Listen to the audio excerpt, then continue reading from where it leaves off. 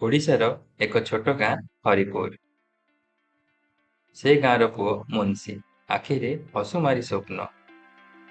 କ୍ରମଶଃ ମୁନ୍ସି ବଡ଼ ହୁଅନ୍ତି।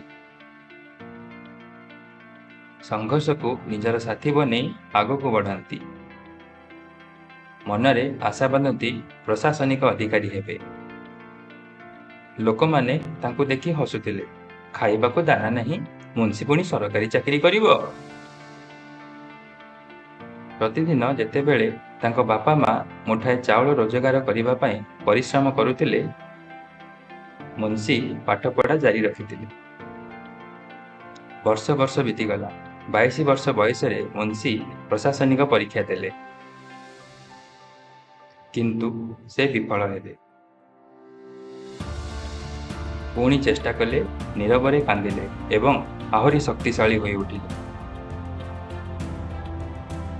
ଚତୁର୍ଥ ପ୍ରୟାସରେ ସେ ଓଡ଼ିଶା ପ୍ରଶାସନିକ କ୍ଷେତ୍ରରେ ଏକ ଉଚ୍ଚ ପଦସ୍ଥ ସରକାରୀ ଅଧିକାରୀ ହୋଇଯାଇଥିଲେ। ତାଙ୍କ ଆଖିରେ ଲୁହ ଭରିଗଲା, କିନ୍ତୁ ଏଥର ଥିଲା ସେ ବିଜୟର ଲୁହ। ତୁମେ କେଉଁଠାରୁ ଆସିଛ ତାହା ଗୁରୁତ୍ୱପୂର୍ଣ୍ଣ ନୁହେଁ, ତୁମେ କେତେ ଦୂର ଯିବାକୁ ଇଚ୍ଛୁକ ତାହା ଗୁରୁତ୍ୱପୂର୍ଣ୍ଣ।